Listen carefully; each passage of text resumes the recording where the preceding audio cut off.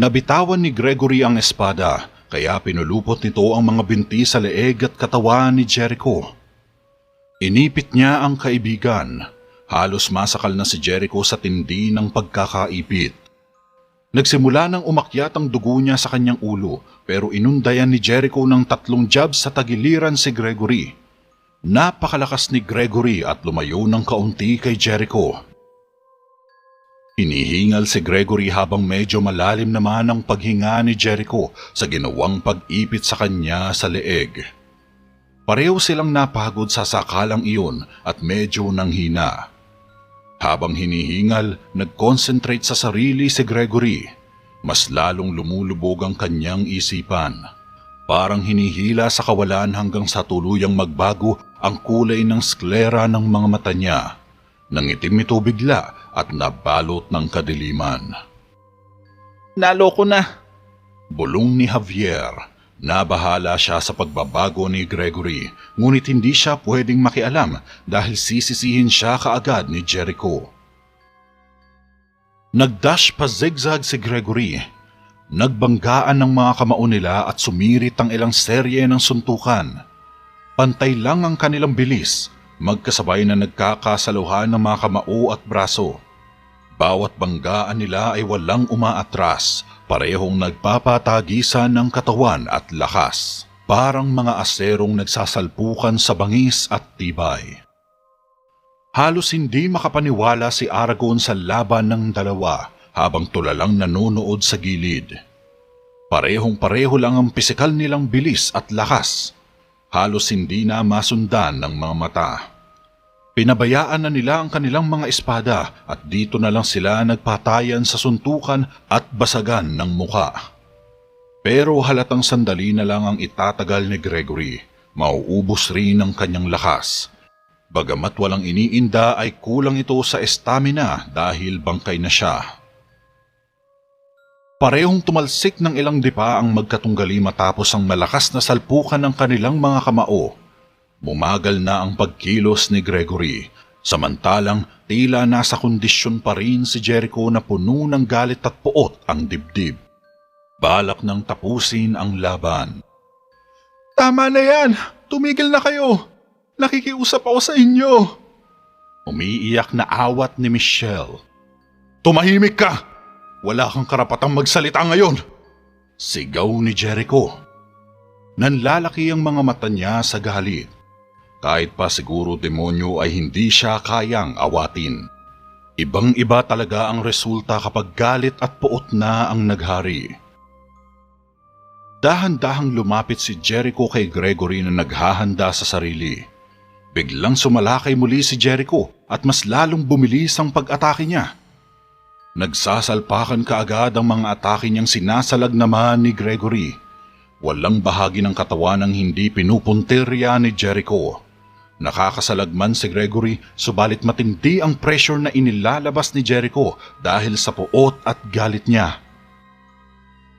Sa bilis niya ay nakakalusot ang isang right hook na sumesentro sa dibdib ni Gregory na sinundan pa ng 3 jabs na tumama sa leeg, braso at tiyan. Isang 3-4 combinations ang pinakawalan ni Jericho na siyang naging resulta ng isang malamasaker na pangyayari ng tadtarin ng malalakas na atake ni Jericho ang malamig na katawan ni Gregory. Halos malamog na ang katawan ni Gregory sa malabas-sukang di maawat na mga suntok ni Jericho. Napaatras ng ilang dipa at tumumba si Gregory sa animoy malabalang tangke ng lakas na mga suntok ni Jericho. Lumambot ang ilang bahagi ng kanyang katawan matapos ang matinding pag-atake. Napahalik ito sa sahig at nawalan ng malay. Nag-alala naman ang bahagya si Michelle nang hindi na gumalaw ng ilang segundo si Gregory. Samantalang napapangisi lang si Aragon sa mga napapanood na malapelikulang eksena. Diyos ko! Gregory! Nag-aalalang sigaw ng dalaga. Akmang lalapit na siya pero nagmulat na mga mata ang lalaki. Nagulat si Jericho dahil papaanong nagkamalay pa ito sa kabila ng kanyang mga pag-atake. Dahan-dahang bumangon si Gregory mula sa sahig at in-stretch ang katawan. Nagkatinginan tuloy sina Michelle at Jericho na parehong nagtaka. Halatang hindi man lang ininda ni Gregory ang mga tumamang matitinding atake sa katawan. Habang nakatayo ay mapapansin ng mga pinsala nito. Kahit lamog na ang katawan ay nagagawa pa rin nitong kumilos. Lumitaw ang masaganang dugo sa labi nito. Habang tumutulo ang pulang likido sa kanyang bibig ay lumubo ang kanang mata nito nang bumara ang dugo sa pagitan ng pisngi at ilalim na bahagi ng kanyang mata nang mahagip ito ng suntok ni Jericho. Literal na bugbog sarado ang inabot ni Gregory mula sa mga ataking paiba-iba ang anggulo at kombinasyon. Ilang sandali pa ay parang isang mabangis na hayop na umatake si Gregory.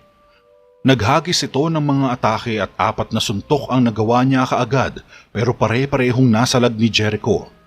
Pinagsasampalang niya ang bawat suntok na itapon ni Gregory. Sumasabay pa ang mga braso nito ngunit naiiwasan pa rin ni Jericho. Sa kabila ng matinding depensa ni Jericho ay naging agresibo pa rin si Gregory. Bumagal ang kilos ni Jericho dahil sa mga kaunting pinsala at ito ang ginamit na pagkakataon ni Gregory upang malamangan si Jericho. Matapos sampalin ni Jericho ang braso ni Gregory, dumikit ang lalaki at hinedbat niya bigla sa mukha si Jericho. Ah! Tumalsik ang dugo mula sa ilong ni Jericho. Napaatras ito sa sakit na naging sanhi naman ng pagbukas ng kanyang depensa. Walang oras na sinayang si Gregory at sumalaki ito upang tapusin si Jericho. Nagpalipad ito ng mga bara-barang suntok at sipa kay Jericho. Lahat ay nasalo ni Jericho. Isang somersault ni Jericho ang tumilapon sa open na katawan ni Gregory at tumalsik ito ng ilang metro. Gumulong-gulong na parang bola si Gregory bago humintong nakadapa sa sahig. Akala ni Michelle ay patay na si Gregory dahil ilang segundo itong hindi naman ulit gumalaw. Nagpasyang lumapit si Jericho sa nakadapang katunggali. Sa pangalawang pagkakataon ay napabagsak niya si Gregory. Ngunit nagulat siya dahil sa pangalawang pagkakataon ay dumilat ito ng mga mata. Unti-unti itong bumangon sa kabila ng kanyang naging pinsala. Tila nagbago na naman ang kanyang kaanyuan. Napansin ni Javier na namula ang mga mata ni Gregory habang tumutulo ang masaganang dugo pababa sa pisngi nito. Pinulot nito ang sariling espada sa sahig at gayon din si Jericho. Sa kabila ng mga pinsala ay galit pa ring sumalakay si Jericho kay Gregory at isang siko ang tumama sa mukha ni Gregory dahilan para bumalik sa normal ang mga mata at malaglag ang kanyang espada. Umatake pang muli si Jericho, ngunit nayuko si Gregory kaya tumama sa haligi ang atake ni Jericho. Niyakap ni Gregory si Jericho at itinulak ito patungo sa isa pang haligi, dahilan upang mabitawan ni Jericho ang sarili niyang espada. Tumigil na kayo, pakiusap. Umiiyak na sigaw ni Michelle. Habang nakakapit ay buong lakas na itinulak ni Jericho si Gregory na dumulas sa sahig malapit sa kanyang espada at hinawakan ito. Bumangon ito para salakayin si Jericho kaya dito na pumagitna si Javier sa kanilang laban. Nanilaw ang sklera ng mga mata ni Javier nang umusal ito ng spell at nalaglag ang espada sa kamay ni Gregory. Pinulot ni Jericho ang espada at sumigaw ng malakas habang nakahandang tapusin ng walang laban na si Gregory. Ngunit biglang tumakbo si Michelle at pumagitna ito. Wag! Pakiusap! Pakiusap! Pakiusap! Tumigil na kayo. Pakiusap! Pakiusap! Dapat nyo na itong itigil. Pakiusap! Pakiusap! Tumigil ka na, Jericho. Tumigil ka na.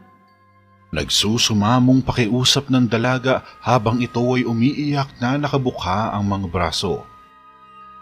Tumingin ng matalim si Jericho kay Michelle.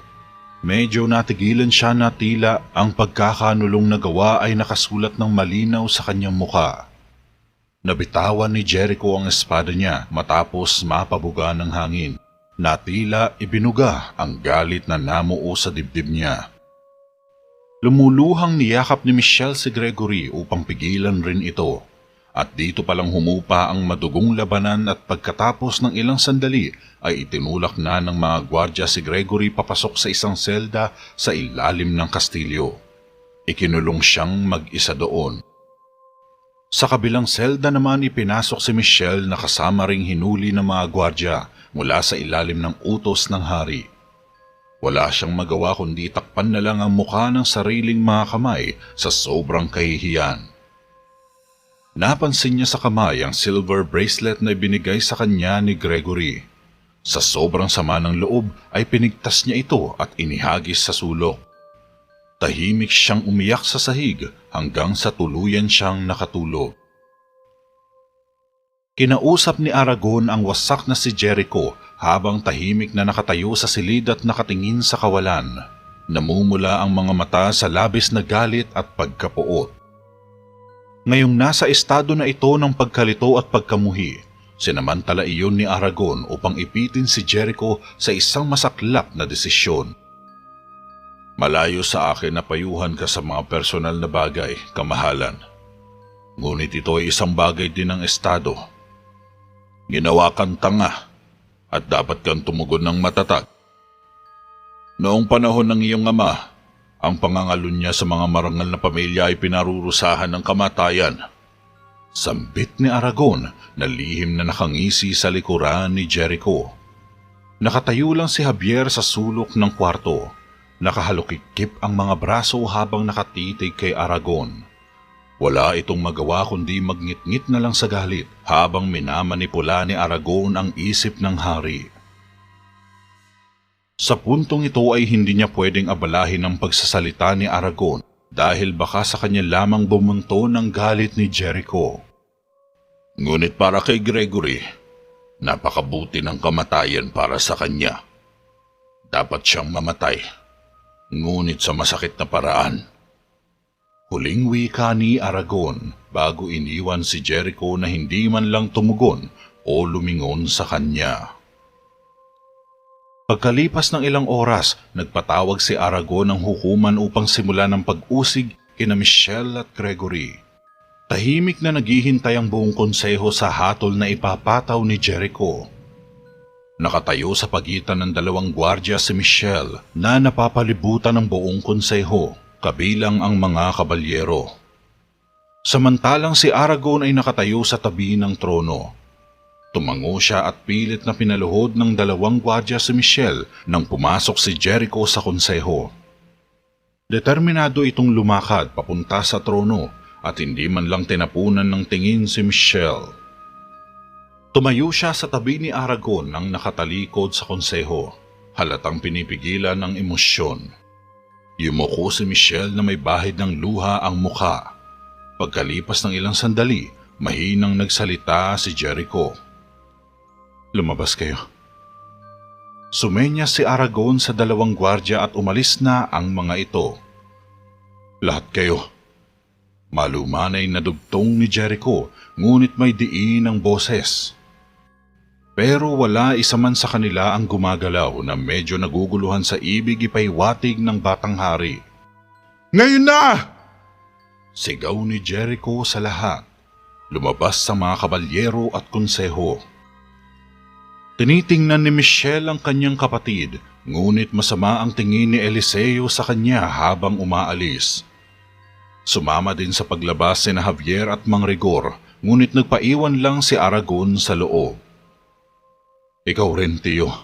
Labas. Sambit ni Jericho. Pero kamahalan.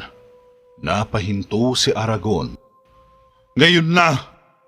Yumuko si Aragon at lumabas na masama ang titig kay Michelle. Tumingin si Jericho sa dingding habang hinihintay nito ang pagsara ng mga pinto. Napabuntong hininga si Michelle sa kalungkutan. Lumingon si Jericho at pinandilatan siya ng mga mata habang dahan-dahang lumalampas sa kanya. Hindi man lang matingnan ni Michelle sa mga mata si Jericho dahil kasalukuyan na siyang nilalamon ng matinding konsensya at kahihiyan sa sarili. Bakit ka pa nakaluhod dyan? May iba ka pa bang haring niluluhuran? Bumangon ka para sa kabutihan! Maotoridad na utos ni Jericho. Napatayo ang dalaga na nagpupunas ng mga luha habang iniikutan siya sa likuran ni Jericho. Ako ang magiging asawa mo. Nakumpleto ni Jericho ang kanyang pag-ikot at hinarap siya. Sa wakas ay tinitigan na siya nito sa mga mata. Sandaling nagkatitigan ang dalawa. Punong-puno ng mga luha ang pisngi ni Michelle. Anong nangyari, Michelle? Bakit mo yun ginawa? Sinubukang magsalita ni Michelle pero wala siyang masabing magandang dahilan para ikatwiran kay Jericho. Kaya napailing na lang siya at umiyak uli sa harapan ni Jericho. Masaya tayo, di ba? Alam kong masaya tayo. Nasasaktan na tumango si Michelle. Naramdaman mo rin ba? Tumango ulit siya habang nakapikit. Umiling siya pero hindi pa rin makapagsalita at tumango ng umiiyak. Mahal mo ba siya? Siya ba ang palagi sa puso mo? Mahal mo ba siya? Galit na tanong ni Jericho. Hindi. Umiiling na sagot ni Michelle. Sa lahat ng oras, sinasabi mo na gusto mo kong palaging kasama. Pero bakit ganito? Bakit? Anong nagawa ko? Sigaw ni Jericho. Totoo ang bawat salitang sinabi ko sa'yo. Ikaw ang mahal ko. Sagot ni Michelle, subalit hindi siya pinakinggan ni Jericho. Duda pa rin ito. Bukas na ang araw ng kasal natin. Alam mo naman yun, di ba? Saad ni Jericho. Nasasaktan na tumango si Michelle, kaya napapikit siyang nagdurusa sa panibagong pagluha. Alam ko. Bumuga ng hangin si Jericho. Nag-alala ka ba sa kasal? Kaya mo yung ginawa? Seryosong tanong ni Jericho. Hindi. Hindi ako nag-alala. Sabay iling ni Michelle. Kung may pagdududa ka, sana sinabi mo ng mas maaga. Sambit ni Jericho. Wala akong pagdududa. Tugon ng dalaga. Kung gayon patawarin mo ko dahil naging hangal ako sa'yo, bakit mo yun ginawa? Lumapit si Jericho at hinawakan ang mga braso ni Michelle sa isang vice grip. Humihikbi lang si Michelle habang nakatingin kay Jericho na may emosyonal na paghihirap. Di siya makatugon sa kanyang makatuwirang galit. Di nagtagal ay biglang nahimasmasan si Jericho at napagtanto na mali ang kanyang ginagawa kaya hinayaan niya si Michelle. Tumalikod siya. Sinusubukang pakalmahin ang sarili sa galit na namuo sa kanyang puso. Mahina siyang nagsalita. Patawarin mo ko. Hinaplos ni Michelle ang mga brasong nanakit dahil sa pagpiga ni Jericho. Hindi. Ako dapat ang humingi ng pasensya sa iyo. Lumuluhang sambit ng dalaga. Muling napabuga ng hangin si Jericho habang nagpupumiglas na pigilan ng kanyang galit. Ang dami mong ipinakita sa aking mabubuting bagay, Jericho. Matagal na ang nakalipas sa amin ni Gregory. Ilang taong ko na siyang hindi tinuturing sa ganong paraan. Akala ko patay na siya. Akala ko hindi ko na siya makikita. Ngunit nang makita ko ulit siya, gumaan ang pakiramdam ko at naakit ako sa kanya. Hindi ko na napigilan ang sarili ko. Hindi ko alam kung bakit. Idiniin ni Michelle ang kanyang mga kamay sa kanyang mukha na parang nagdarasal. Nagsusumamo siya na sana ay paniwalaan ni Jericho ang mga sinabi niya. Mahal kita, Jericho. Ikaw ang pinili ko. Ikaw lang ang lahat sa akin. Tinapat ni Michelle ang kanyang mga kamay sa kanyang tiyan. Halos hindi mailabas ang mga huling salita niya sa sunod-sunod na mga hikbi. Pero hindi natinag si Jericho sa mga sinabi niya. Matigas pa rin ang puso nito at malamig ang tingin sa dalaga. Hinintay ko ang araw na ito sa mga nakalipas na taon na magkasama tayo. Maniwala ka, Jericho. Mahal kita. Patuloy ng dalaga. Kailangan mo lang maghintay ng isang araw. Tila nag-crack sa emosyon ng boses ni Jericho. Halatang pinipigilan nito ang maluha. Ang nais ko'y maging reyna mo. Gusto ko pa rin maging reyna mo. Sambit ni Michelle. Alam mo ba ang sinasabi nila? Itinuro ni Jericho ang pintuan na iniwan ng mga konsehal. Umiling si Michelle. Wala siyang ideya. Hindi niya narinig ang bulong-bulungan ng marami pagkatapos niyang makulong sa isang selda. Nasa araw ng kamatayan ng aking ama, ikaw ay papatayin. Pahayag ni Jericho. Sandali silang nagtinginan sa isa't isa pagkatapos ay huminga ng malalim si Michelle. Hinintay niya kung ano ang magiging desisyon ni Jericho. Ayaw kitang makitang mamatay, Michelle.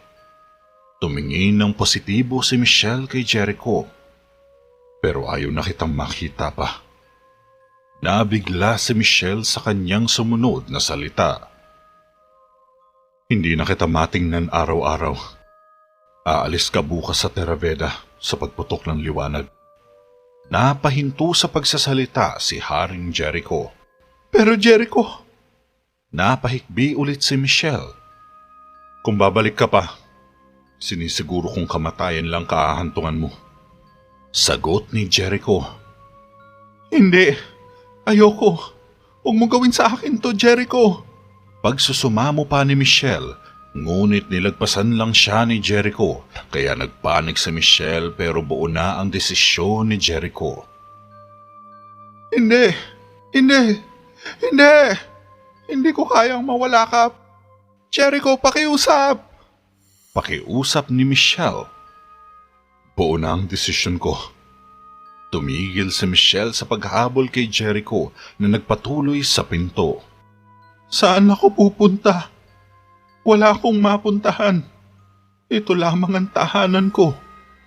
Tumigil si Jericho sa pintuan at lumingon sa kanya. Pasensya na. Sabay binuksan ni Jericho ang pinto at iniwan si Michelle na mag-isa sa silid ng konseho. Napaluha muli siya.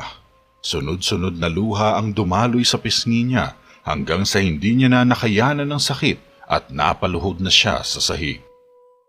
Napaluhod siya sa masakit na desisyon ni Jericho na tuluyang nagwasak sa puso niya.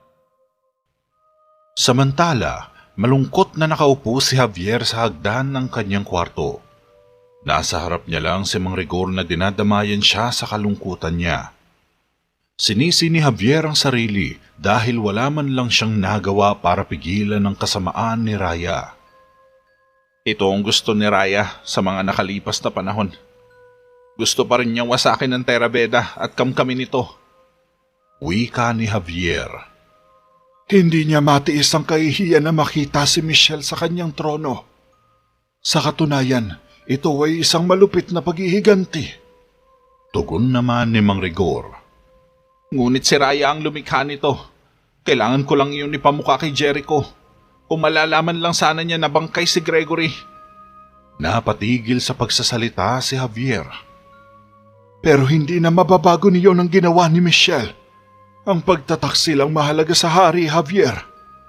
Ang pagsasabi sa kanya ng totoong katauhan ni Gregory ay hindi makakabago sa nangyari. Si Michelle ang dapat magbayad. Paliwanag ni Mang Rigor.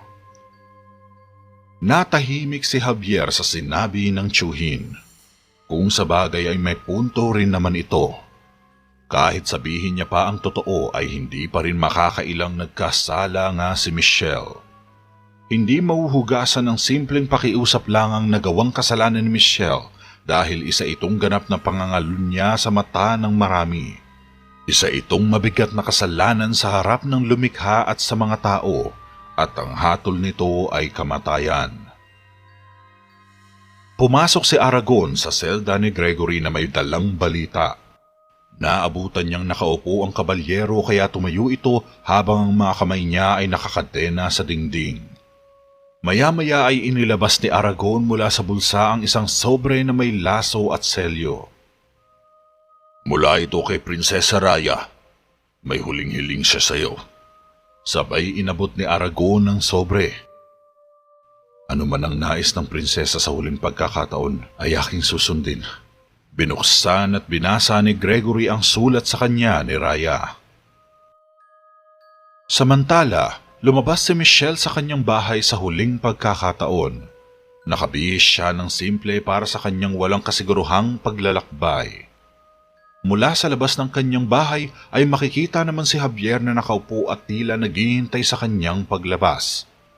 Kinuha ni Michelle ang pamatok at sinimulang hilahin ang kariton. Tumayo si Javier at nakita siya ni Michelle.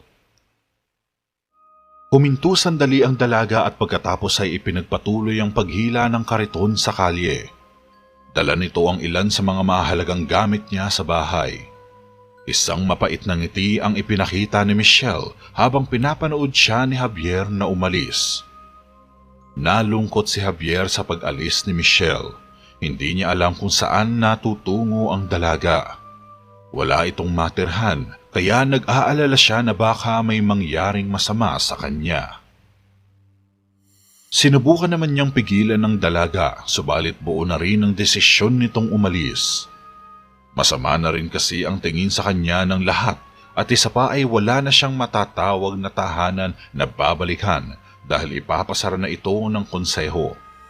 Kung kaya't mas pinili na lang ni Michelle na umalis kaysa manatili sa lugar na walang kumikilala sa kanya bilang residente. Sa kabilang dako, kita ang lungkot sa mga mata ni Jericho habang nakatingin sa malayo. Nakatayo sa gitna ng trono habang binababa ng mga katulong ang mga dekorasyon sa kasal. Pumasok si Javier at lumapit sa likuran niya. Hindi pa huli ang lahat, Jericho. Alam kong sobrang mali ang ginawa ni Michelle pero mabuti siyang tao. Naniniwala talaga akong hindi niya iyon sinasadya. Wika ni Javier. Gaya ko, Javier. Gaya ko. Malungkot na sagot ni Jericho. Alanganing nagsalita si Javier. Pero matatagpuan mo rin ba ang iyong puso na siya ay patawarin sa huli? Tanong ni Javier. Hindi yan ang problema. Saad ni Jericho. Si Aragon, siya ang problema, hindi ba? Mali siya. Hindi ka titingnan ng mga tao na mahina o tanga. Matatagpuan ka nilang mahabagin, isang maunawain. Kaso mas pinapanigan mo ang matandang yun kasi tiyuhin mo siya kahit malinaw na wala sa hulog. Sambit ni Javier. Ang lakas ng loob mong magsalita, Javier. Dahil kaibigan mo si Michelle, naiintindihan ko yun. Ngunit ikinalulungkot ko na mali ka. Hindi yun ang rason. Mahal ko si Michelle ng buong puso at kaluluwa. Sa wakas ay tumingin si Jericho kay Javier at seryoso siyang nakatingin. At sigurado ako na pagdating ng panahon, magagawa ko rin siyang patawarin. Hindi maintindihan ni Javier ang ibig sabihin ni Jericho. Napabuntong hininga naman si Jericho. Pero hindi ako magtitiwala sa kanya. Hindi ako mabubuhay ng ganyan. Hindi bilang isang hari, tiyak na hindi bilang isang sawa. At kahit masakit sa akin, mas mabuti nang wala na siya. Lintaya ni Jericho. Biglang dumating si Aragon sa trono kasama ang dalawang kawal. Kamahalan, banayad na sabi ni Aragon. Anong gusto mong sabihin? Tanong ni Jericho. Patay na po si Gregory. Sagot ni Aragon na ikinagulat naman ni Jericho at Javier. Dali-dali silang nagpunta sa bahay ni Mang Rigor upang kumpirmahin ang balita. Pagpasok nila ay naabutan nilang nakahiga si Gregory sa lamesa habang binabantayan ito ng matanda. Pinagmasdan ni Jericho at Javier ang malamig na katawan ni Gregory na namumutla sa mesa. Nakita siya ng mga gwardya na hindi na humihinga sa loob ng selda. Sambit ni Aragon. Bumaling kaagad si Jericho kay Mang Rigor. Anong ikinamatay niya? Tanong ng hari. Hindi ko rin alam. Pero sa tingin ko, mukhang binawian niya ang sariling buhay. Walang kasiguraduhang paliwanag ni Mang Rigor. Pwes, hindi na tayo dapat magtaka. Saad ni Jericho. Napangiti si Aragon kaya pinandilatan siya ng mga mata ni Javier na kanina pa gigil na gigil sa tabi. Kung pwede lang sanang gawin niya itong palaka ay ginawa niya na, ngunit hindi ito ang tamang oras para sa bagay niyan. Kailangan niyang mag-ingat at bantayan ang galaw ni Aragon simula ngayon dahil naniniwala siyang hindi pa dito nagtatapos ang kasamaan ni Raya. Tiyak na marami pa itong binabalak hanggat hindi niya nakukuha ang gusto niya. Tumingin si Javier kay Gregory sa pangalawang pagkakataon at nalulungkot siya sa pagkawala ng kaibigan. Ngunit kailangan niyang tanggapin na wala na ito sa mundong ginagalawan nila ngayon. Gayunpaman, natuwa rin siya sa nangyari dahil sa wakas ay matatahimik na rin ang kanyang kaluluwa at makakapagpahinga na ito sa kabilang buhay. Sa kabila ng mga nangyari, si Gregory ay isang taong marangal. Siguraduhin makakatanggap siya ng maayos na libing. Umalis sina Jericho at Aragon ng bahay at tinakpan naman ni Mang Rigor ng puting kumot ang mukha ni Gregory. Ilang oras ang nakalipas ay nakahiga na si Gregory sa isang bangka na gawa sa mga sanga ng puno na napapaligiran ng mga bulaklak na kamelya. Tumayo si Javier sa tabi niya at ipinatong ang isang kamay sa kanyang noo. Kasunod nito ay nakapikit na umusal ng spell si Javier. Nagkulay dilaw ang sklera ng mga mata niya pero nabigla siya sa sumunod na nangyari. Huminga ng malalim si Gregory sabay nagmulat ng mga mata. Tumingin ito ng nakangiti. Javier, salamat sa lahat. Mahinang sambit ni Gregory. Sinusubukan ni Javier na iproseso pa ang nangyayari. Ngumiti bigla si Gregory at muling pumikit. Sunod na pinakawalan ang kanyang huling hininga. Nakangiting napaiyak si Javier. Napagtanto niyang magiging masaya na si Gregory kaya itinulak niya na ang bangka sa lawa at sinilyaban ng bangka sa isang kisap ng kanyang mga mata. Patuloy na umiiyak si Javier habang pinapanood itong nasusunog sa gitna ng lawa. Ito na ang huling beses niya na masisilayan ang kaibigan. Subalit nakuha pang ngumiti ni Javier sa kabila ng lahat. Naisip niya na matatahimik na rin sa wakas ang kaluluwa ni Gregory sa isang mundo kung saan payapang namamahinga ang mga katulad niya. Gayunman, nangako pa rin si Javier sa sarili na hinding-hindi niya makakalimutan si Gregory, ang kaibigang hindi siya iniwan at pinabayaan. Hanggang sa muli, kaibigan. Sambit ni Javier habang tumatagas ang luha sa mga mata niya. Sa tagpong ito ay dito na tuluyang nagtapos ang kwento ni na Michelle, Gregory at Haring Jericho. Isang kwentong pag-ibig, pagkakanulo at kabayanihan. Isang maalamat na pag-iibigan na kinasasangkutan ng ipinagbabawal na pag-ibig at ang kalunos-lunos na mga kinahinatnan nito. Si Gregory, isang kabalyero na walang kapantay na husay at katapangan ay isang pinagkakatiwalaang miyembro ng Knights of the Round Table. Isang piling grupo ng mga kabalyero na nanumpa na protektahan ang kaharian at itaguyod ang prinsipyo ng Knight's Code. Habang nakapangako si Gregory sa kanyang katapatan kay Haring Jericho, natagpuan niya ang kanyang sarili na naakit sa biyaya at kabaitan ni Michelle. Bagaman sinubukan niyang pigilan ang kanyang damdamin, ang kanilang paghanga sa isa't isa ay namulaklak sa isang ipinagbabawal na pag-ibig. Nanatiling lihim ang kanilang pag-iibigan na alam lamang ng ilang matapat na kaibigan dahil pareho nilang naiintindihan ang bigat ng pagtataksil sa tiwala ni Jericho. Sa kabila ng kanilang mga pagtatangka upang labanan ang kanilang mga damdamin, ang kapalaran ay tila determinadong subukan ang kanilang pagpapasya. Ang kaakit-akit na pag-ibig sa pagitan ni na Michelle at Gregory ay naging isang hindi matatawaran na ugnayan na nagtulak sa kanila palapit sa isa't isa kahit na sinubukan nilang panatilihin ang kanilang distansya. Ngunit wala silang kamalay-malay na sa bandang huli ay magtatapos lamang sa isang kalunos-lunos na pangyayari ang pagmamahalan nilang dalawa.